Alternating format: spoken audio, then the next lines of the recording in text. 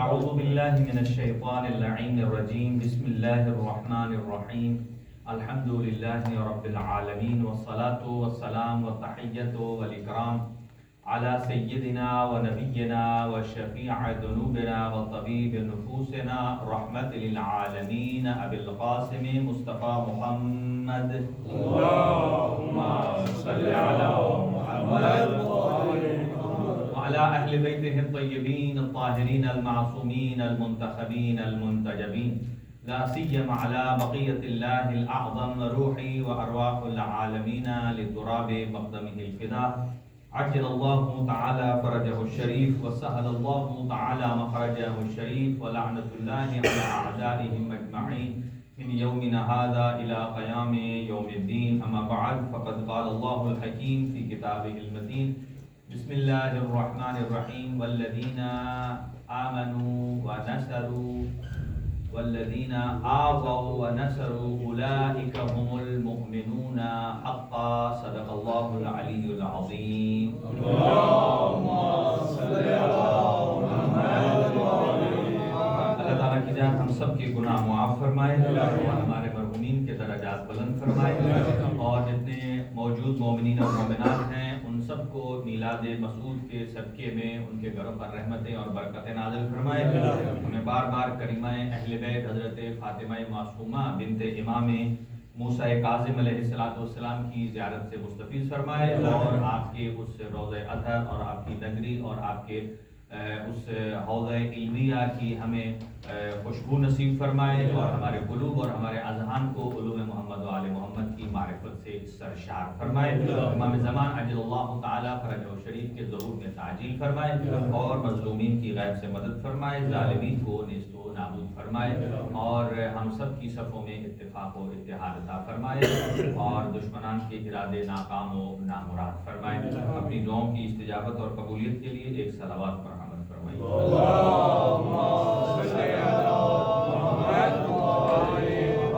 اور آج کے تبرک میں جن مومنین کی طرف سے حصہ ڈالا گیا ہے، اللہ تعالیٰ کی ذات ان کی توفیقات میں اضافہ فرمائے اور ان کی جملہ حاجات کو پورا فرمائے. آپ کی خدمت میں دو ہستیوں سے متعلق گفتگو کریں گے اور زیادہ طولانی نہیں ہوگی. ایک حضرت ابو طالب علیہ السلام کی شخصیت اور آپ کی ذات والا صفات ہے، اور دوسرا حضرت معصومہ قم سلام اللہ علیہ. اور ذاتی طور پر اگر میں عرض کروں آپ کی خدمت میں کہ جب بھی حضرت ابو طالب علیہ السلام کی شخصیت کا تذکرہ ہوتا ہے تو میں یہ سمجھتا ہوں کہ جس ہستی کے بارے میں سارے آئمہ نے تذکرہ فرمایا، سارے آئمہ نے جس کی شان پر روشنی ڈالی ہے، وہ ذات یقیناً لائق ستائش، لائق تعریف ہے، اور وہ حضرت ابو طالب علیہ السلام کی ذات گرامی ہے. اور بلکہ یوں عرض کروں، ابھی عرض کرتا ہوں کچھ خاکہ آپ کی خدمت میں. عنوان تو میرا یہ ہے کہ پاک پیغمبر صلی اللہ علیہ وآلہ وسلم نے اس پوری امت کو آپ کی ذات گرامی پر صلوات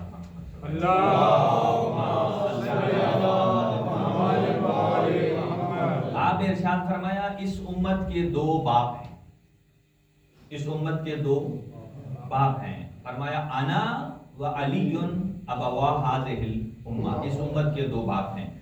اور آپ نے جو دو باپ بیان فرمائے، یہاں دونوں باپ جمع ہو جاتے ہیں. ایک وہ کہ جس کی اطاعت واجب ہے، اور ایک وہ کہ جس کی اطاعت کے بغیر انسان جنت میں جا ہی نہیں سکتا.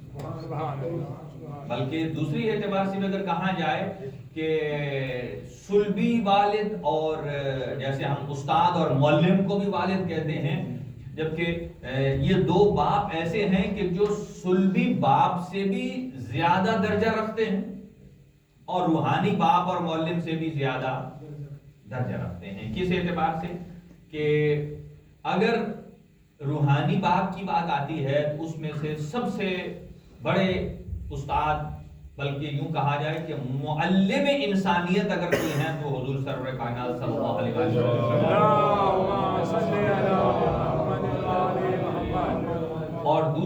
اگر آپ کے فرمان پر آپ نے خود ارشاد فرمایا جس امام صادق علیہ السلام نے کوٹ فرمایا کہ ادبوا اولادکم، اپنی اولاد کو باادب بناؤ مجھ محمد مصطفیٰ کی محبت کے ساتھ، دوسرا اہل بیت اطہار کی محبت کے ساتھ، تیسرا تلاوت قرآن مجید کے ساتھ، قرآن مجید کی قرآت کے ساتھ۔ تو یہ قرآت بھی ایک بہت بڑا ایک چیپٹر ہے۔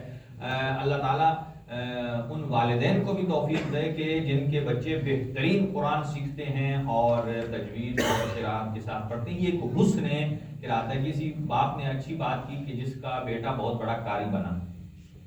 جب کسی نے پوچھا کہ آپ نے اپنے بیٹے کو ڈاکٹر کیوں نہیں بنایا، سنیے گا کہ ہمارے ہاں اگر کوئی اپنے اولاد کو ڈاکٹر بنا دے، میڈیکل کی طرف بھیجے، تو سارے لوگ اسے کہتے ہیں شاباش، اور وہ باپ بھی تھوڑا پراؤڈ میں آ جاتا ہے۔ کوئی پوچھتا ہے کہ اسے کئی تو دوسروں کے بچوں کے اس لیے پوچھتے ہیں آپ کا بچہ کیا کرتا ہے، تاکہ جب ہم پوچھیں گے تو وہ ایکسچینج میں پوچھے گا ماشاءاللہ جی آپ کا بچہ بھی ہے وہ کیا کرتا ہے، میرا بیٹا تو ڈاکٹر ہے۔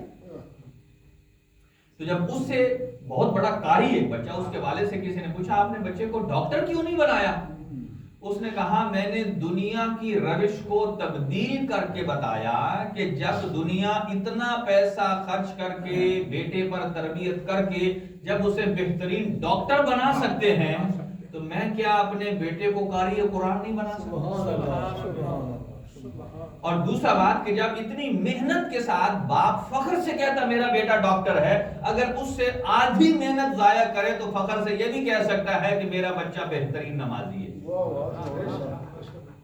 ہم اس کونے کو اگنور کر دیتے ہیں، نمازی ہے ہم کہتے ہیں ٹھیک ہے عید پر اپنے ساتھ بچے کو لے جائیں گے اچھا پہنا کے کہ میری ویسٹ کوٹ بھی وہی ہوگی جو میرے بیٹے کی ہوگی، یا میرے بچوں کے ایک جیسے کپڑے ہوں گے، ایک جیسا سب کچھ ہوگا، تاکہ لوگوں کو پتہ چلے بھائی باپ بیٹے نے ایک جیسے کپڑے پائے ہیں، کیا فخر محسوس کر رہے ہیں۔ فرمایا فخر اس میں ہے کہ تم اپنے بیٹے کو اللہ کا بہترین عبد بناؤ، محمد مصطفیٰ صلی اللہ علیہ وسلم اور اہل بیت اطہار کا بہترین ان کا فالوور اور محب بنایا جائے۔ میں جو چیز عرض کرنے جا رہا ہوں دیکھیں، اگر ہم یہ ایک بہت بڑا عنوان ہے، حضرت ابو طالب علیہ السلام کے یوم ولادت کو آپ یوم پدر کنسیڈر کریں، یعنی فادر ڈے۔ کس عنوان سے؟ دیکھیں کسی مورخ نے، ہمارے بڑے شیعہ عالم دین مجتہد نے لکھا ہے، فرمایا پوری امت پر نبی پاک نے فرمایا کہ ان دو باپوں کی اتباع واجب ہے، ایک محمد مصطفیٰ صلی اللہ علیہ وسلم اور ایک حضرت علی علیہ السلام۔ آپ سنیے ان کا استدلال کیا ہے۔ فرمایا کہ جس امت کی بخشش ناممکن ہے ان دو باپوں کی اطاعت کے بغیر، یعنی جس امت پر واجب ہے کہ وہ ان دو بزرگ ہستیوں کی اتباع کرے گا تو جنت میں جائے گا۔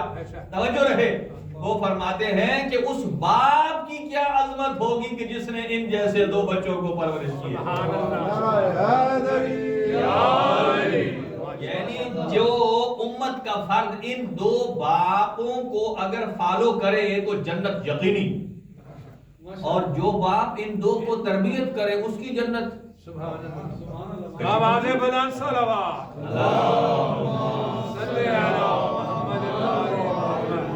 جو ان شخصیات کی تربیت کرے تو کیا اس کی جنت کچی پکی ہے؟ یہاں تک لوگ آ کر کیا دیتے ہیں کہ حضرت ابو طالب علیہ باللہ حالت اسلام میں لکھے اس چیز، یعنی میرے بدن کے رونگٹے کھڑے ہو جاتے ہیں جب کوئی یہ لفظ بولتا ہے۔ چلو تم باقی فضیلت بیان نہ کرو جو کرتے ہو، لیکن یہ جملہ جب کہا جاتا ہے کہ جس کے دسترخوان پر پلنے والا ایک سید الانبیاء ہے اور ایک سید الاوصیاء ہے، یعنی شرم ہی نہیں آتی ان کو کہ یہ کہتے ہوئے کہ اس کا مطلب یہ ہے کہ پھر وہ سچے ہیں جو کہتے ہیں کہ نبی کے والدین کے بارے میں بھی ہمیں شک ہے، ہمیں تو تمہارے بارے شک ہے، ہمیں تو تمہارے بارے شک ہے کہ تم کیسے مسلمان ہو بلکہ تمہارے والدین کے بارے میں شک ہے کہ وہ کیسے تھے جس نے تجھ جیسے کو جنم دیا، کہ تمہارا تو حوصلہ اب یہ ہے کہ کوئی میدان سے بھاگ جائے تو تم کہتے ہو بھاگے نہیں، تشریف لے گئے۔ یہ نہیں عقل، اب ماتم کریں کیا کریں؟ تو پھر ہم کیا کہیں؟ وہ 40 سال جو تم بتوں کے سامنے سجدہ کرتے رہے ہو، اب اسے یہ نہ کہنا کہ بتوں کے سامنے سجدہ کرے، ہم یہ کہیں گے بتوں کا احترام کرتے ہیں، کہ بتوں کا احترام کرتے ہیں، وہ تشریف لے گئے۔ کہ میدان سے ادب سے کہیں، میدان سے تشریف لے گئے۔ اچھا یہ تو وہ تھے کہ جو میدان سے، آپ مجھے بتائیے کہ وہ کتنی تیزی سے تشریف لے گئے تھے، اتنی تیزی سے تشریف لے گئے کہ وہ تو مدینے سے بھی آگے نکل گئے۔ آپ نے بتاؤ کہ مدینے، چلو مدینے تک تو ٹھیک ہے تشریف لے گئے، اب مدینے سے آگے کدھر گئے تھے؟ چلو مدینے میں تو اپنا گھر تھا کہ گھر کی طرف آپ گئے تو تشریف لے گئے، تو گھر سے جو آگے نکل گئے پھر ہم اسے کیا کہیں؟ اسے تشریف دکھا گئے تھے۔ تو قرآن مجید یہ بہترین اصطلاحات استعمال کرتا ہے کہ ولو ادبارکم، ادبار کسے کہتے ہیں؟ انسان کی بیک اور پشت جو ہوتی ہے اسے دبر کہا جاتا ہے، قبل فرنٹ کا ایریا اور دبر، اور جو بھاگ جائے پھر وہ اب اندازہ لگائیے یہ سب بغض امیر المومنین میں کتنا ہو رہا ہے۔ حضرت امیر المومنین کی ایک ہی فضیلت انہیں کھائے چلی جا رہی ہے۔ کسی نے مولا علی سے پوچھا مولا آپ جنگ میں زرہ کیوں نہیں پہنتے؟ آپ کمر پر کچھ نہیں لگاتے، آپ نے فرمایا علی نے کسی کو کمر دکھائی نہیں ہے۔ یعنی دوسرے الفاظ میں یوں کہوں کہ علی نے میدان سے گھر کی طرف تشریف لے جانی تشریف لے جانی نہیں، وہیں پر رہ کر جو کچھ علی نے کرنا ہے کر جائے گا۔ نعرہ حیدری۔ اب ان الفاظ کو کہتے ہیں تشریف لے گئے 40 سال، اب بتوں کو پوجتے رہے، اب ہم تم بتوں کے پاس تشریف لے جاتے رہے، چلو ہم یہ کہہ سکتے ہیں 40 سال تم بتوں کے پاس تشریف لے جاتے رہے، اور جب پہلی دعوت اسلام آئی، دعوت اسلام کا مرکز اگر وہ بنا ہے تو وہ تمہارے آبا و اجداد کا گھر نہیں بنا، وہ خود ایمان کے باپ علی کے ابو طالب علیہ السلام کا گھر دعوت اسلام کا مرکز بنا ہے۔ ابو طالب علیہ السلام بلند ترین صلوات۔ اور وہ سب نے یہ لکھا کہ یہ کیوں دعوت اسلام کا مرکز بنا حضرت ابو طالب علیہ السلام کا خانہ کعبہ؟ اس لیے نہیں بنا کیونکہ کعبے میں بت تھے۔ تو اس کا مطلب یہ بات طے شدہ ہے کہ نہ حضرت ابو طالب کے گھر میں بت تھا، اور نہ کسی کی پوجا کرتے تھے، اور نہ تاریخ میں کسی نے وہ بت، یہ تو کہہ دیتے ہیں وہ چیز کافر تھے، یہ نہیں بتاتے کہ اس بت کی پوجا کرتے تھے۔ وہ بت بھی تو دکھاؤ، ہر ایک کے آپ کے بڑے بڑے جو ہے نا ان کے اسنام لکھے ہوئے ہیں، اس کا بت یہ تھا، اس کا بت یہ تھا، اس کا بت یہ تھا۔ اس کا مطلب یہ ہے کہ حضرت ابو طالب ڈیفینیٹلی کسی بت کے پاس تشریف نہیں لے جاتے، بلکہ یہاں تک کہ حضور سرور کائنات صلی اللہ علیہ وسلم جو عمرے پر تشریف لے گئے ہیں یا حج پر، وہ جو کعبے کے پاس ایک جگہ ہے نا حدیم سی ٹائپ کی ایک چھوٹی سی دیوار بنی ہوئی ہے، حضور سرور کائنات کو اٹھا کر حضرت ابو طالب اس دیوار پر جا کر بیٹھاتے تھے۔ جب شام کو ٹھنڈ کا ٹائم ہوتا ہے نا، عصر کا، گرمی ہوتی ہے نا، وہ عصر کے ٹائم پر جا کر وہاں بیٹھتے تھے مغرب سے پہلے، اور حضور سرور کائنات کو اٹھا کر بچپنے میں حضرت ابو طالب اٹھا کر لے جاتے اور وہاں بیٹھاتے، اور بڑے کے بڑے کفار جو تھے، بڑے مشرک، اور وہ کہتے تھے اس بچے کو یہاں کیوں لے کر آئے، ہم اسے یہاں نہیں بیٹھنے دیں گے۔ حضرت نے فرمایا اگر یہ یہاں نہیں بیٹھے گا تو پھر تم بھی یہاں نہیں بیٹھو گے۔ اتنا دم اگر کسی میں ہے تو وہ کل ایمان کے باپ کسی اور میں یہ دم نہیں ہے۔ اب آ جائیے کچھ باتیں عرض کرتے ہیں کہ حضرت ابو طالب علیہ السلام کی ولادت کو کہنا چاہیے کہ یہ فادر ڈے، کہ جو دو عظیم باپوں کا باپ ہے اس کو۔ اور میں نے کچھ چیزیں جوڑی ہیں کہ خیر تربیت تو حضور سرور کائنات صلی اللہ علیہ وسلم کی آپ نے فرمائی ہے، لیکن اعلان بعثت، جب سے حضور سرور کائنات نے اعلان نبوت کیا، اعلان رسالت کیا، اس کے بعد 10 سال تک برابر حضرت ابو طالب کی ابو طالب علیہ السلام کی جیسے کہا جائے آپ ذمہ داری میں رہے، یعنی 10 سال اگر کوئی کہے نا کہ چلو حضور کو پالا، یہ کیا، آپ یوں سمجھ لیجئے کہ ظہور اسلام کے بعد تھوڑی سی بلند صلوات. تو یعنی کہ پہلے 10 سال، یعنی اسلام حضور صلی اللہ علیہ وسلم قرآن نازل ہوا 23 سال میں، تو 23 میں سے پہلے 10 سال قرآن کی نگرانی حضرت ابو طالب کے سپرد. قرآن مجید کی نگرانی، آپ کہیں گے قرآن مجید کی کیسے، جب محمد مصطفیٰ صلی اللہ علیہ وآلہ وسلم کی نگرانی حضرت ابو طالب کے ذمہ ہے، تو قرآن کی بھی نگرانی، اس کا مطلب یہ ہے آپ ہی کے ذمہ ہے. تو آپ نے یعنی حضرت خدیجہ الکبریٰ سلام اللہ علیہا سے عقد اور اس کے بعد اعلان بعثت، تو اس کے بعد حضور وہ جو اوپر جبل نور ہے وہاں چلے جاتے تھے اور 2 دن 4 دن وہاں رہتے، رمضان المبارک کمپلیٹ وہاں رہتے. اور وہ جو غار ہے اندر سے، اس کا آپ کو پتہ ہے لمبائی چوڑائی کتنی ہے؟ اس کو کہتے ہیں 1 ذراع. یہاں کونی سے لے کر یہاں تک، خیر میرا نہیں، عرب کے ایک باشندے کا 1 ذراع، اس کی لمبائی تھی 4 ذراع، یعنی 4 دفعہ اس کو جوڑے اتنی وہ لمبی تھی، اور چوڑائی تھی 2 ذراع، یعنی ایک مسلح کی آپ بنا لیں اتنی ہے. اس میں جا کر حضور بیٹھتے تھے عبادت پروردگار. اور وہ غار ہے کہ وہاں سے خانہ کعبہ سیدھا نظر آتا ہے. خانہ کعبہ سیدھا نظر آتا ہے کہ آنکھوں سے خانہ خدا کے منظر کو دیکھتے اور عبادت الہی انجام دیتے. اور یہ وہ غار ہے کہ جہاں حضرت امیر المومنین بھی جایا کرتے تھے اور حضرت خدیجہ الکبریٰ صبح و شام آپ کو کھانا دینے جاتے. آپ بیوی کی ہمت آپ دیکھیے، بہت اونچی ادھر ہی حضرت خدیجہ الکبریٰ جاتی ہیں آپ کو دینے کے لیے. اور ایسے ہی تو بڑا مقام نہیں ہے کہ جیسے ہی وحی نازل ہوتی ہے اور آپ وہاں جاتی ہیں تو جبرائیل امین آ کر کیا بولتے ہیں کہ اے اللہ کے نبی، اللہ فرماتا ہے کہ میرا سلام اپنی زوجہ میری کنیز خدیجہ الکبریٰ کو دے دی. جس بیوی کو اللہ لائے کے سلام قرار دے رہا ہے، کیا اس بیوی کی شان کم ہے؟ جو گھر میں رہتے ہوئے لائے کے سلام نہیں ہوئی، اور جو غار پر جاتے ہوئے لائق سلام ہو جائے، اس کا مطلب یہ ہے اس کا مقام کہیں بلند ہے. اور پھر وہاں جب وحی نازل ہوئی، آپ سنیے، وحی نازل ہوئی، یہ قرآن مجید کی پہلی آیت ہے، اقرأ باسم ربک الذی خلق. اور جیسے ہی وحی نازل ہوئی، اس وحی کو لینے کے بعد اللہ رب العالمین نے جبرائیل امین کے ذریعے آپ کو فرمایا کہ آپ وضو کریں. آپ نے وضو فرمایا، اس کے بعد فرمایا کہ نماز پڑھیے. نماز ظہر پڑھی آپ نے غار ہیرا میں، اور وہاں سے پھر نیچے آتے ہیں اپنے گھر. یہ بات 2 شخصیات کو بتاتے ہیں، ایک حضرت خدیجہ الکبریٰ سلام اللہ علیہا، ایک حضرت امیر المومنین. ظہر کی نماز وہاں پڑھی اور گھر میں آ کر پھر عصر کی نماز پڑھی. اس نماز کے بارے میں روایت ہے کہ امیر المومنین فرماتے ہیں کہ جب پہلی نماز عصر نبی پاک نے پڑھی ہے تو یہاں آپ کا گھر ہی مسجد بنا، اور اس مسجد میں 3 آدمیوں کے علاوہ چوتھا نہیں تھا. پہلے مصطفیٰ ہیں، دوسری خدیجہ ہیں، اور تیسرا میں.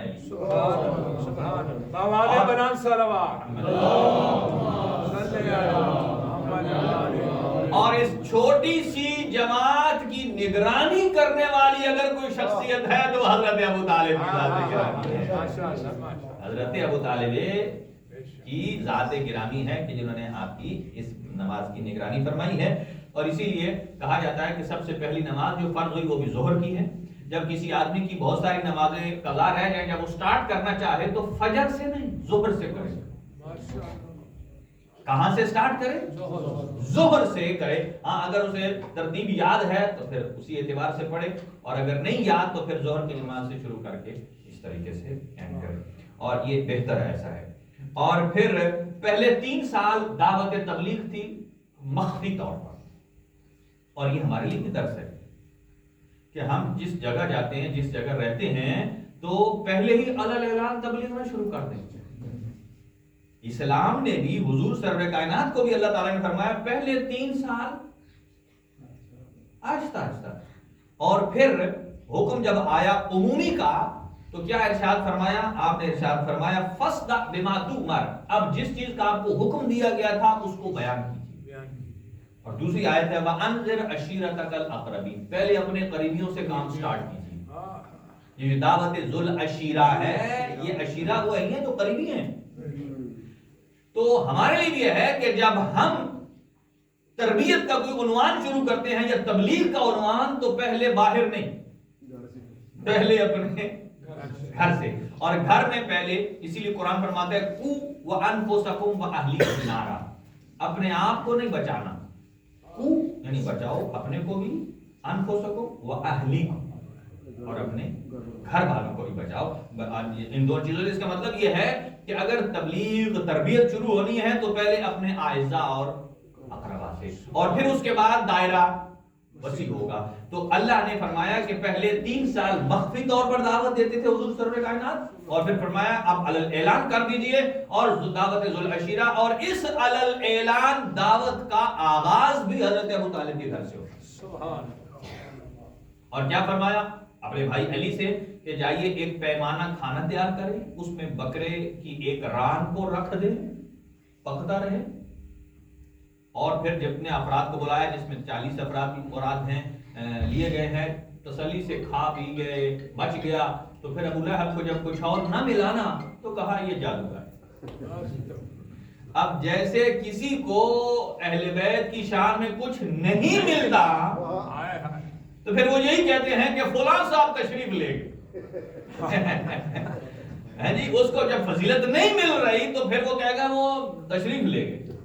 اب امیر المومنین جیسا جگرا اگر پیدا کرنا چاہتا ہے تو کرے۔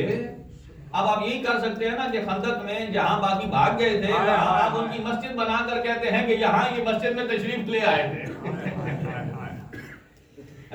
لہذا جب بھی کچھ نہیں ملتا ہے دشمن کو تو وہ یہی کرتا ہے۔ تو پہلی جو تبلیغ کی آپ نے اس میں بلایا اپنے اعزاء کو، رشتہ دار کو، اور آپ کے چچا شامل تھے 3، ایک حضرت ابو طالب علیہ السلام، ایک حضرت حمزہ اور ایک حضرت عباس شامل تھے، اور انہوں نے بڑی مخالفت کی، انہوں نے جتنے ابو لہب کے تھے اور دیگر افراد تھے۔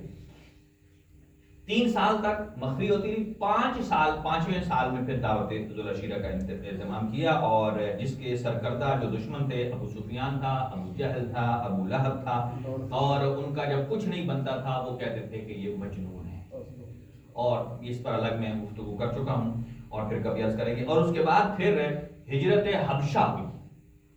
حبشہ آج کے زمانے میں کیا نام دیتے ہیں؟ ایتھوپی کی، افریقہ، ایتھوپی، ہاں جی، قسطنطنیہ اسی طرف ہے کہیں، تو اس طرف ہجرت کی۔ جو تازہ مسلمان ہوتے تھے ان کو یہ لوگ اذیت دیتے تھے، تو حضور سرور کائنات نے انہیں کہا کہ تم جاؤ حبشہ ہجرت کر جاؤ۔ حضور ایک کنٹری بلڈ کر رہے ہیں جو اسلامی ہے، ابھی مسلمانوں کے لیے وہاں پریشانیاں ہیں، اور حضور خود فرماتے ہیں کہ تم جاؤ حبشہ کی طرف ہجرت کرو، اور جسے سردار بنا کر بھیجا ہے وہ بھی حضرت علی کے بھائی ہیں، حضرت جعفر طیار، اور آپ کو بھیجتے ہیں حبشہ کی طرف۔ تقریباً پہلے 70 افراد تھے، پھر کچھ اور ملے، 105 تک افراد ہو گئے۔ لوگ کہتے ہیں حضرت خدیجہ کی اگر اتنی ثروت تھی اور وہ کدھر گئی، تو وہ میں نے عرض کیا تھا پہلے کہ آپ نے 10 جگہیں جہاں خرچ کی تھی بی بی حضرت خدیجہ کی جو مال اور ثروت اور ان کے جو پیسے تھے، ان میں سے ایک مورد یہ تھا، یہ جو 105 افراد حبشہ گئے تھے ہجرت کے لیے، ان کے جانے کا، آنے کا، وہاں کی رہائش کا، خوراک کا، پینے کا، کھانے کا جتنا خرچ تھا وہ حضرت خدیجہ الکبریٰ کے مال سے پے کیا۔ سبحان سبحان، ان سے پے کیا گیا۔ اچھا، تو حبشہ کون سا ملک تھا؟ مسلم کنٹری اس ٹائم، وہ کرسچن، ان کا جو مذہب تھا وہ کرسچن تھا۔ آپ اندازہ لگائیے، یہاں سے تھوڑا سا سوچئے، پھر وہاں سے ہم 2024 میں بھی آ جائیں گے کہ اس وقت جب ان کی حالت وہاں کمزور، اگرچہ اسلام پھیل رہا تھا، حضور موجود تھے، حضور نے تو کہا میں نہیں جاؤں گا، آپ تو دین کی تبلیغ کر رہے تھے، کہا جو بھی ہو جائے، ان کو بھیجا ان کو سیو کرنے کے لیے کہ یہاں تمہیں مشرکین ستا رہے ہیں، یہاں تمہاری جان کو نقصان ہے، یہاں تمہارے مال کو نقصان ہے، یہاں تمہاری اولاد کو نقصان ہے۔ اس کا مطلب یہ ہے کہ حضور سرور کائنات نے سمجھا کہ ان کی جان، مال، اولاد، عزت، آبرو اتنی اہم ہے کہ یہاں سے نکال کر انہیں حبشہ بھیجو۔ اگرچہ وہاں عیسائی ملک ہے لیکن ان کی جان، مال، عزت وہاں محفوظ ہے، اور خرچ بھی جو حضور نے دیا حضرت خدیجہ کے مال سے دیا۔ اب اندازہ لگائیے کہ اگر کرسچن ملک میں ہجرت کرنا ناجائز ہوتا، سبحان اللہ، ماشاءاللہ، اگر ناجائز ہوتا تو پھر حضور کیوں بھیجتے؟ یہاں کوئی پھر کہہ سکتا ہے بھائی جانا تو جائز ہے تو وہاں پکا پکا رہنا کون سا ناجائز ہے؟ ہاں کہ اگر حالات اچھے ہو جائیں تو دنیا چلی جائے، حالات اچھے ہو جائیں. لیکن یہ اس چیز کو اس وقت بھی دیکھا جاتا ہے کہ بہت سارے ایسے افراد کے جو یہاں آ کر پناہ لیتے ہیں کرسچن ملک میں، اس کا مطلب یہ ہے کہ وہاں ان کی جان مال آبرو محفوظ نہیں ہے. اگر وہ کرتے ہیں تو اگر وہ جس کی جان مال اپنی وہاں محفوظ نہیں ہے وہ دوسری جگہ جاتا ہے، وہ یہاں آ کر کہتا ہے کہ آپ پھر پلٹ کے ہجرت کر جاؤ. بجائے اس کے کہ اب اس کی ایک بہت سارے اس کے اثرات بھی ہوئے ہیں کہ وہاں جب حضور نے یہ بھیجے اور عمرو ابن عاص یعنی خود ایک بڑا سیاسی بندہ تھا، وہ ہجرت حبشہ تک اس نے اپروچ کیا، مال بھی خرچ کیا اور حبشہ کے بادشاہ کو کہا دیکھو یہ جو ادھر مسلمان ہوتا ہے ادھر آ جاتا ہے بچنے کے لیے، تم ان کو اذیت دو، ان کو دھکا مارو کہ باہر نکالو، یہ دوبارہ ادھر جائیں تاکہ ادھر سے بھی ہم انہوں کو نکلوائیں اور ادھر سے بھی. اور جو حبشہ کا جو بادشاہ تھا نجاشی، اس نے کہا بھائی یہ جو تم اپنی کہانی سٹوری لے جا رہے ہو یہ اپنے ملک میں کرو، میں تجھے نہیں کرنے دوں گا.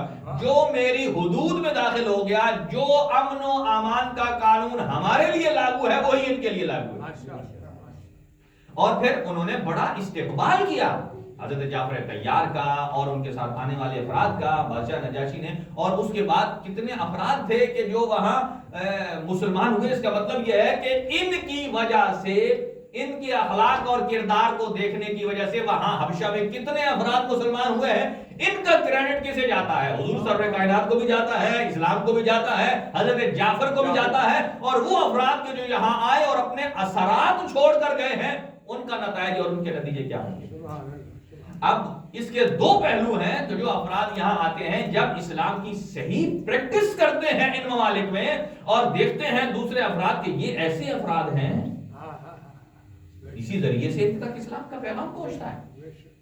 اسی لیے کہا جاتا ہے کہ اگر اچھا کریکٹر پیش کریں گے تو لوگ جلدی داخل ہوں گے، اور اگر برا کریں گے تو جو انہیں دیکھ کر جلدی داخل ہوئے ہیں، جتنے جلدی داخل ہوئے ہیں ان بروں کو دیکھ کر جلدی واپس.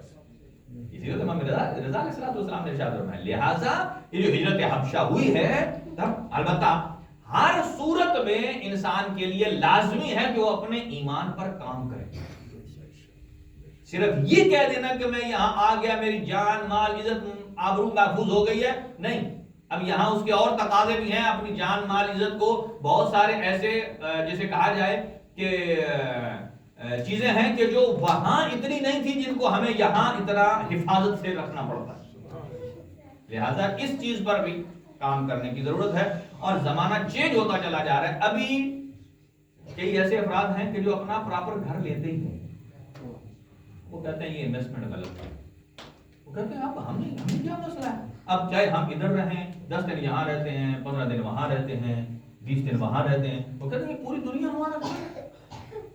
اب کئی جو بڑے بڑے بزنس مین ہیں یا کئی ایسے افراد جو صاحب ثروت ہیں یا نہیں بھی ہیں، یا اب ایک آدمی کا دل کرتا ہے 10 دن کربلا رہے، 10 دن مدینہ رہے، 10 دن پاکستان رہے، 10 دن کہیں اور رہے، تو وہ کیا ضرورت ہے اسے گھر لینے کی. یہ کئی ایسے افراد ہیں جن کی اپنی سوچ ہے. اب آپ ان کی سوچ کو یہ نہیں کہہ سکتے غلط ہے، اس نے اپنے لیے فیصلہ لیا کہ دنیا ایسی ہو چکی ہے کہ آپ کسی ایک جگہ کو اپنا پکا ٹھکانا نہیں بنا سکتے. جانا چاہیں ایزیلی موو کر سکتے ہیں، پہلے ہوتا تھا بہت مشکلات تھی. اور حضرت ابو پہلے 3 سال رہا مخفی تبلیغ، اور اس کے بعد پھر 7 سے لے کر 10ویں سال تک شعب ابی طالب رہا. یہ ایک ایسی اچھا یہاں ایک اور بات عرض کروں آپ کی خدمت میں، انتہائی اہم بات ہے کہ کس وجہ سے شیخ مفید علیہ الرحمہ نے یہ کہا ہے کہ حضرت عبد المطلب علیہ السلام اپنے زمانے کی حجت خدا تھے اور حضرت ابو طالب علیہ السلام اپنے زمانے کی حجت خدا تھے، اور اس کو وہ ثابت کرتے ہیں مباہلے سے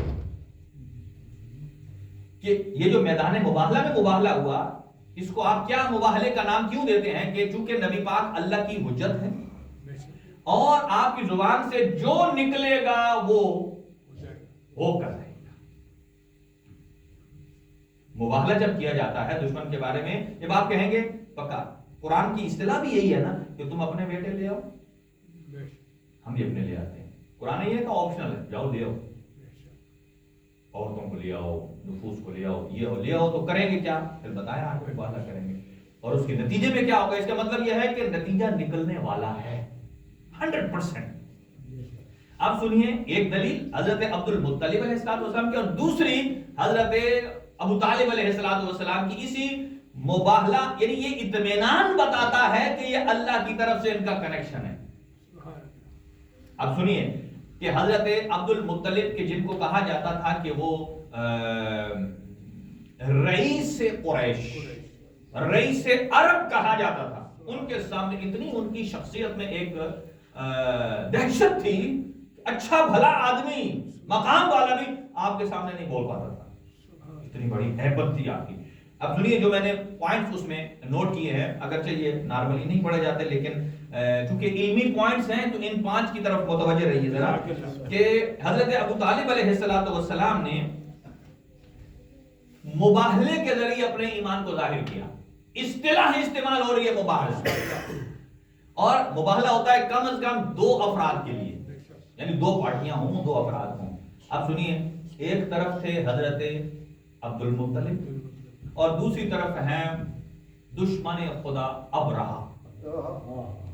سنیے جو پوائنٹ میں پیش کرنا چاہتا ہوں میں انہی پر تمام کریں گے، اور وہ تھا کہ یہ جو مباہلہ ہوتا ہے کسی کو پیشکش کرنا کہ یہ کام کر دے، دعا کرنا بچ جا، اور وہی دعا کہ جو یہ دعا کرے اور فوراً اس دعا کا اثر بھی ہو جائے، اس کا مطلب یہ ہے کہ یہ دست جو ہے یہ دست قدرت خدا ہے. جیسے کہ پرانے زمانے میں لوگ کہتے تھے کسی کو بد دعا کرنی ہے، میں ہاتھ الٹے کروں گا نا بد دعا ہو جائے گی. لوگ کہتے تھے نہ کر. آج کہتے ہیں ہاں تو کر، اسے پتا ہے کہ نہ آج ان جیسے بندوں کے ہاتھوں میں وہ اثر ہے جی نہ ہونی ہے. اور تو سنیے گا، تو یہ جو اثر اور اطمینان، سکون قلب، یہ جو گفتگو میں ایک جملہ عرض کرنے جا رہا ہوں، جو سکون قلب تھا حضرت، واقعہ آپ کے ذہن میں ہے کہ جب انہوں نے اونٹ چرا لیے اور ابرہہ پورے لشکر اور ہاتھی کے لشکر کو لے کر آیا، حضرت ابو طالب نے کیا فرمایا؟ اس نے آگے سے کہا تھا میں تو سمجھا تو اپنے اونٹوں کے لیے آیا، یا اپنے وہ خانہ خدا کو بچانے کے لیے آیا، یا یعنی کمپرومائز کرنے آیا، ٹھیک ہے تو چلا جا. اچھا اس کا بیک سینیریو یہ ہے، بیک ڈور، کہ ابرہہ آیا بعد میں تھا، پہلے اس نے خانہ کعبے کی شبیہ ایک اور ادھر بنایا تھا، وہ اس کو پاپولر کرنے کے لیے اسے گرانا چاہتا تھا. یہ بھی جملہ سنیے گا کہ وہ اپنے اس زبردستی اسے خانہ خدا بنانا چاہتا تھا، اور جو اصلی خانہ خدا ہے اسے گرا کر لوگوں کی توجہ کو ڈائیورٹ کرنا چاہتا تھا ادھر، جس کے لیے وہ آیا تھا. مین پرپس یہ تھا. جب آیا تو یہ قصہ پیش آیا، تو اس نے کہا کہ میں نے تو سمجھا کہ آپ اللہ کے گھر کا دفاع کریں گے، آپ تو اپنے اونٹوں کا دفاع کے لیے آئے. حضرت ابو طالب نے کیا فرمایا کہ میں اونٹوں کا مالک ہوں اور اس گھر کا بھی کوئی مالک ہے. یعنی یہی بیان کرنا تھا، توحید بھی بیان ہو رہی ہے اور اطمینان قلب دیکھیے. کہا میں اپنے اونٹوں کا مالک ہوں اور اس گھر کا بھی کوئی مالک ہے. جب میرے اونٹوں پر کوئی غضب پہنچتا ہے تو ان کا دفاع میرے ذمہ، کیونکہ ان کا مالک میں ہوں. اس گھر کا مالک بھی ہے، جب اس گھر کو کوئی غضب پہنچے گا تو اس کا دفاع بھی وہ مالک کرے گا، اس کے ذمہ. اور اطمینان قلب دیکھیے، اور یہ اطمینان قلب ایسا ہے کہ جو سوائے اولیاء خدا کو کسی کو نصیب نہیں. اچھا پھر یہاں ایک اور جملہ ٹھہر کر سن لیجیے، جلدی ختم کروں کہ دیکھیں لوگ کہتے ہیں ابو طالب علیہ السلام نماز نہیں پڑھی تھی. نماز واجب ہی مدینے میں آ کر ہوئی ہے. پہلی ہجری میں تو اذان اور اقامت آئی ہے نا، اور اس کے بعد پھر نماز آئی اور روزہ آئی، اس وقت تھی ہی نہیں. دیکھیں نا لوگ، یہ illogical بات ہے. لوگ کہتے ہیں نبی پاک نے حضرت خدیجہ الکبریٰ کا جنازہ نہیں پڑھا، اور ان سے پوچھو اس ٹائم جنازہ واجب ہی نہیں تھا، لیکن انہوں نے وہ سارے کام کیے جو بعد میں آپ اور ہم اور ایک مسلمان کرتا ہے. اس کا مطلب یہ ہے کہ آل محمد کا خاندانی سلسلہ اور ہے، جو نزول اور ظہور اسلام سے پہلے بھی وہی پریکٹس کرتے تھے جو اس کے بات ہوئی ہے. یہاں بہت سارے ایسے جملات ہیں جو حضرت ابو طالب علیہ السلام نے پہلے بولے ہیں اور اللہ کو وہ پسند آئے ہیں اور اس نے قرآن میں شامل کر. اب جو لوگ کہتے ہیں کہ مسلمان نہیں ہیں، تمہارے باپ دادا کا ایک قول تو ہے نہیں اس میں، اور ابو طالب علیہ السلام کے کلام جو زبان سے نکلے ہوئے جملات ہیں. اچھا اب سنیے کہ یہاں ایسا ہے کہ یہ جو مباہلہ ہے اس میں وہی کرتا ہے، کسی کو للکارتا ہے، یہ دعا کرتا ہے کہ اس کا دفاع وہی کرے گا جس کا ہے، یہ وہی کرتا ہے جو اللہ کی مشیت سے کمپلیٹلی مطلع ہو، جو اللہ کی مشیت سے مکمل طور پر آگاہ ہوتا ہے. اگر آگاہ نہ ہو، اگر یہ بات اپنی خواہش پر کہہ دے اور بعد میں پوری نہ ہو، اگر حضرت عبد المطلب کہتے ہیں اپنی خواہش، میری خواہش ہے کہ اللہ اس کو بچائے، اور اگر بعد میں ابابیل نہ آتے تو وہ تو ابراہیم کہتا میں ہی خدا ہوں، اگر تمہارا تھا تو آیا کیوں نہیں؟ اگر خود نہیں آ سکتا تو اپنی طاقت کو شو کیوں نہیں کیا؟ تو یہاں جو حضرت عبد المطلب اطمینان اور سکون سے فرمانے، اس کا مطلب یہ ہے کہ میرے الہ، میرے خدا کی ایک قدرت ہے جو اس کا دفاع کر سکتی ہے.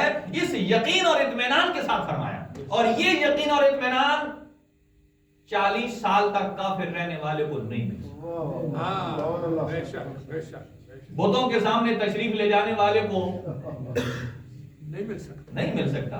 اچھا 2 پوائنٹ کہ اللہ کی مشیت سے جو آگاہ ہو یہ اسی کو ملتا ہے، اور اپنی خواہش نہیں، وہ جانتا ہو اگر وہ خواہش پوری نہیں ہوگی تو اسلام بدنام ہوگا. اچھا نمبر 3، اللہ ہر ایک کی دعا کی ضمانت نہیں لیتا.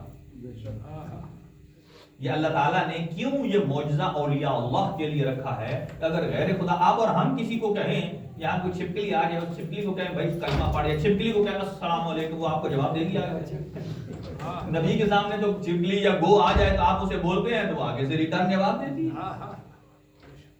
اس کا مطلب یہ ہے کہ اللہ تعالیٰ کی ذات ہر زبان کی ضمانت نہیں لیتا. ضمانت کا مطلب یہ ہے کہ جو زبان یہ کہے اور اللہ اسے پورا کرے. اگلی بات سنیے، اور پھر فرمایا کہ حضرت عبد المطلب کا یہ جو طریقہ کار تھا، جس طریقے سے اس سے مباہلہ کیا، اس سے جا کر گفتگو کی، یہ طریقہ مکمل طور پر یہ بتاتا ہے کہ یہ اولیاء خدا کی نشانی. سبحان اللہ، بے شک. اچھا یہ اطمینان خدا ہوا، اور اس کے بعد نتیجہ کیا نکلا جو اطمینان قلب سے چیلنج کیا کہ ابھی حضرت عبد المطلب کے دعائیہ کلمات ختم نہیں ہوئے تھے کہ ابابیل آ گئے. اور ابابیل بھی خالی ادھر سے نہیں آئے نا، ابابیل ادھر سے آنے کے بعد انہوں نے ایک چکر نبی پاک کے گھر کا لگایا جہاں حضرت آمنہ تھی. ابھی آپ دنیا میں آئے نہیں تھے، اسی کو کہتے ہیں نا یکم عمل فیل، پہلا عمل فیل ہاتھی والا سال، کہ ابھی ان ابابیلوں نے کیا کیا. اب یاد رکھیں کئی اور بھی ابابیل ہیں جو اڑے تھے تھوڑے دنوں پہلے، اب بھول جاتے ہیں نا آپ، دماغ تھوڑا سا تیز کریں نا. کچھ ابابیل گئے ہیں، کچھ ادھر ادھر اڑ گئے، اور کچھ صحیح ابابیل نے ٹھکانے پر جا کر لگا دیا. تو وہ ابابیل جو تھے وہ ڈائریکٹ نہیں آئے خانے کعبے پر. پہلے نبی پاک جس گھر میں حضرت آمنہ تھی، ابھی دنیا میں تشریف نہیں لائے حضور، جس گھر میں حضور کی والدہ تھی اس گھر کے پہلے چکر لگائے، اور ابابیل پھر خانے کعبے کی طرف آئے. اس کا مطلب یہ ہے کہ وہ ابابیل جو دشمن خدا کو حملہ کرنے یا جانے کے لیے جا رہے ہیں، وہ ابابیل بھی پہلے معصوم سے توسل کرتے ہیں، اور یہاں بھی ابابیل جب اڑے تو صاحب ابابیل نے سب سے پہلے نماز تہجد امام رضا کے حرم میں جا کے ادا کی ہے. امام سے توسل کرنے کے بعد کہا ہے ہاں اب یہ ابابیل جانے کو تیار ہے. وہ ابابیل جب آئے اور ابرہہ کو وہ ابابیل لگے اور فوراً دعا کا اثر ظاہر ہوا. اس کا مطلب یہ ہے کہ حضرت ابو طالب علیہ السلام کی زبان کا اثر بتاتا ہے کہ یہ ولی خدا ہے. تو یہ اطمینان قلب جو ہے یہ ولی خدا ہوتا ہے. اب آ جائیے دوسرا، حضرت ابو طالب علیہ السلام نے ایسا کب ہوا؟ سارے اعتراض کرتے ہیں، وہ کہتے ہیں حضرت ابو طالب، یہ تو آپ حضرت عبد المطلب کی دلیل دے رہے ہیں، حضرت ابو طالب علیہ السلام کی کب دیں گے؟ سنیے، ابھی میں نے عرض کیا 3 سال لاسٹ آپ کی شہادت سے پہلے جو سال تھے وہ شعب ابی طالب کے تھے، کہ جب قریش آئے مشرکین انہوں نے کہا آپ محمد مصطفیٰ صلی اللہ علیہ وسلم کو ہمارے حوالے کریں، ہم اسے ختم کریں، اس لیے کہ اس نے نیا خدا بنا لیا، ہمارے خداؤں کی بے حرمتی ہوتی ہے۔ حضرت ابو طالب نے انہیں واپس کر دیا، جاؤ۔ اچھا پھر کچھ دنوں کے بعد آ گئے، وہ تو اس نے کام سٹارٹ رکھا ہوا ہے وہ تو ہمیں برا بھلا کہہ رہا ہے، ہم اس کو ہمارے حوالے کر دیں۔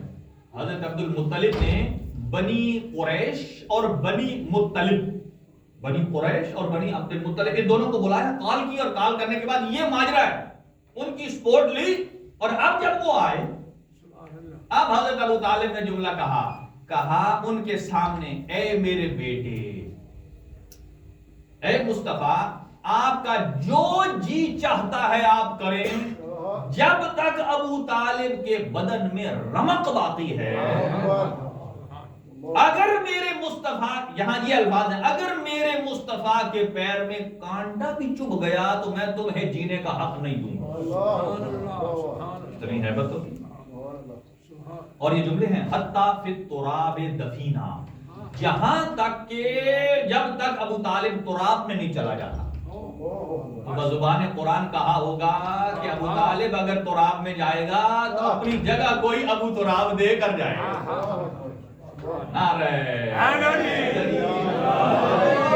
اگر اب تراب میں جائے گا تو ابو تراب دے کر جائے گا۔ تو یہ شابیابی تھا، تو نبی پاک نے کی حفاظت کے لیے حضرت ابو طالب علیہ السلام نے جب سمجھا کہ وہ دائرہ تنگ کر رہے ہیں، حضرت ابو طالب ان کو لے کر اپنے شعب میں چلے گئے۔ شعب کہتے ہیں دو گھاٹیوں کے درمیان جگہ کو، 3 سال وہاں گزارے، اس لیے کہتے ہیں شعب ابو طالب۔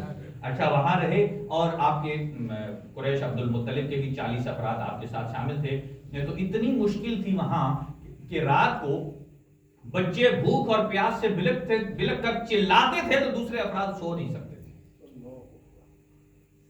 3 سال مشکل گزارے، اور ہر رات کو جہاں بستر تو تھے نہیں، جس جگہ نبی پاک کو سلاتے تھے ادھر مولا علی کو، تو رات کو کئی دفعہ اپنے بیٹے علی کو اٹھا کر مصطفیٰ کے بستر پر سلاتے، ان کو اٹھا کر ادھر، کہ دشمن کو اگر پتا ہو کہ یہاں ہیں تو اگر وہ حملہ کرے تو میرا مصطفیٰ بچ جائے، میرا مصطفیٰ بچے، یعنی جس پر وہ اپنی قربان۔ اچھا پھر یہ کب کہا حضرت ابو طالب علیہ السلام نے کہ جب 3 سال پورے ہو گئے، تو جب حضور کو دیکھا پریشان، تو حضور سرور کائنات نے فرمایا اپنے چچا کو جب پریشان دیکھا تو کہا کہ ابھی اللہ کی طرف سے وحی آئی ہے کہ وہ ایگریمنٹ کہ جو مشرکین نے ہمارے ساتھ کیا تھا، انہیں نہ کھانا دینا ہے نہ پینا دینا ہے، جہاں سے دیکھا جائے انہیں ختم کر دینا ہے، اور کہا کہ وہ جو ایگریمنٹ تھا نا اس کو دیمک کھا گیا، یہ دیمک جو لکڑی کو چاٹتا ہے اس کو وہ کھا گیا، اس کے اوپر ایک اللہ کا نام لکھا ہوا تھا، بس اللہ کا نام بچ گیا،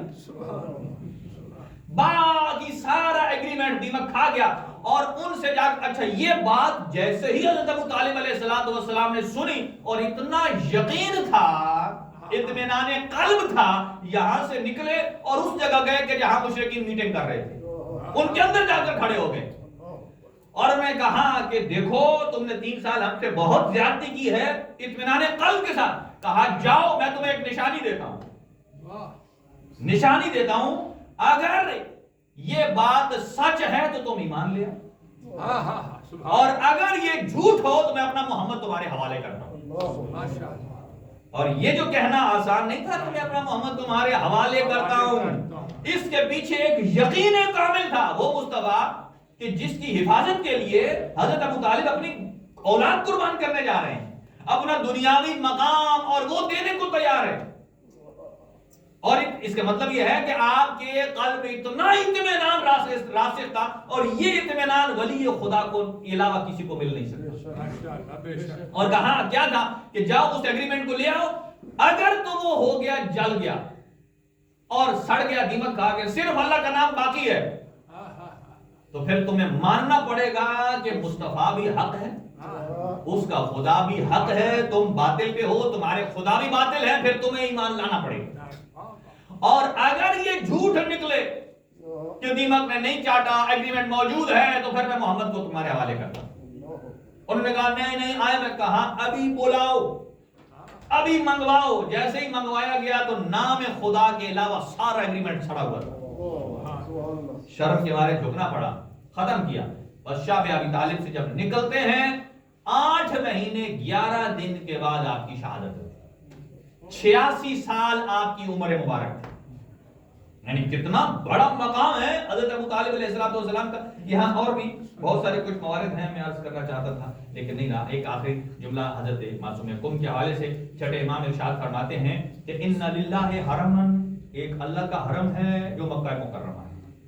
وان للرسول حرمن فی المدینہ، ایک نبی پاک کا حرم ہے جو مدینہ منورہ ہے. وان امیر المؤمنین حرمن فی الکوفہ، ایک حرم ہے امیر المؤمنین کا جو کوفہ میں ہے. اور پھر چھٹے امام فرماتے ہیں ان لنا حرمن. یہ تو الگ الگ بتائے نا، اللہ کا حرم وہاں، نبی کا حرم وہاں، علی کا حرم وہاں. فرمایا یہ الگ الگ تھے. ان لنا، ہم اہل بیت کے لیے مشترکہ اگر کوئی حرم ہے، ان لنا حرمن حرمن فی القم، ہم سب کا مشترکہ اگر کوئی حرم ہے تو قم المقدس. پھر فرمایا کہ تدفن فیہا امرأۃن، کہ وہاں ایک میرے ہی صلب سے ایک بیٹی دفن ہوگی، تسمى فاطمہ، جس کا نام فاطمہ ہوگا. اور اگلے جملے ارشاد فرمایا بے شفاعتہا، ان کی ایک خاتون فاطمہ معصومہ کی شفاعت سے اللہ میرے سارے شیعوں کو جنت میں داخل.